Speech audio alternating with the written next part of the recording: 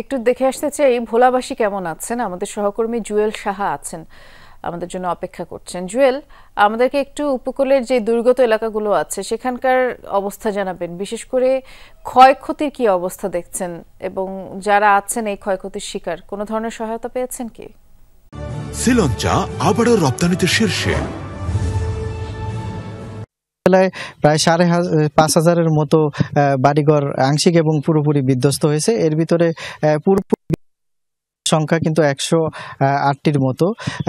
তবে এই মধ্যে কিন্তু জেলার কিন্তু 70টি ইউনিয়ন রয়েছে এবং এই 70টি ইউনিয়ন সবচেয়ে বেশি, যে ইউনিয়নের মধ্যে সবচেয়ে বেশি ক্ষতিগ্রস্ত যে এলাকাটিতে ঢালচর এলাকা। আমরা কিন্তু সেই ঢালচর ঠিক পাশে কিন্তু এই ইউনিয়নটির অবস্থান। আমরা দেখাচ্ছি যে এখানে এই যেই নিম্নচাপের প্রভাবে যে জোয়ারের পানির যে স্রোত এই স্রোতের কারণে কিন্তু এখানকার অনেক বাড়িঘর কিন্তু বিধ্বস্ত হয়েছে এবং পুরোপুরি বিধ্বস্ত হয়েছে। আমরা কিন্তু এই কিন্তু রয়েছে এবং বেশ কয়েকটি কিন্তু ঘর কিন্তু আমরা দেখতে পাচ্ছি এবং যে সকল বাড়িঘর বিধ্বস্ত হয়েছে তারা কিন্তু অনেকে অন্যের বাড়িতে কিন্তু আশ্রয় নিয়েছেন এবং এই যারা বিধ্বস্ত হয়েছে যাদের ঘর বাড়ি তাদেরকে কিন্তু এখন পর্যন্ত করা হয়নি।